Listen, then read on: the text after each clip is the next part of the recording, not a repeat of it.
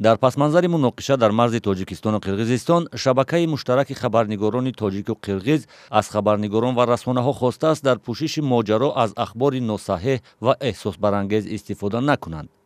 масъулони шабака мегӯянд ба мушоҳида мерасад ки хабарнигорони ҳарду тараф аз иттилооти носанҷида ва баъзан дурӯғ истифода кардаанд.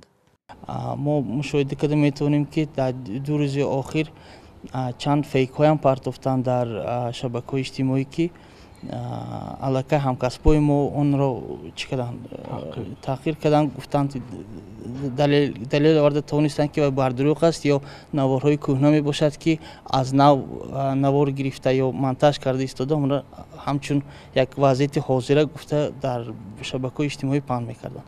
дар шабакаҳои иҷтимоӣ дида мешавад ки чӣ гуна рӯзҳои ахир ҳам хабарнигорони тоҷик ва ҳам қирғиз ду тарафро ба сар задани низоъ муттаҳам мекунанд. баъзе аз расонаҳо саҳнаҳои ҷангу даъво ва баёнияҳои эҳсосотии баъзе аз сокинонро нашр мекунанд. баъзе аз хабарнигорони тоҷик мақомотро барои пинҳон кардани воқеият муттаҳам мекунанд ва мегӯянд ки пинҳон доштани хабар баръакс сабаби дурӯғпароканӣ ва бадтар шудани вазъ мегардад. пинҳон кардани ҳеҷ ҳодиса, махсусан ҳодисаҳое ки дар унҷа хун мерезад, аллакай хуб ба эҳсосоти мардум расида мешавад, имкон надорад.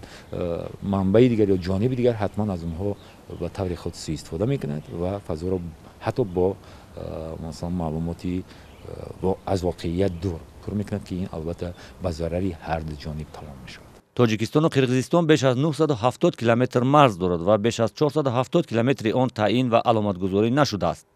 ҳамин номуайянӣ боис мешавад ки сокинон барои сохтмони роҳ ва обу чарогоҳ бо ҳам ҷангу даъво мекунанд.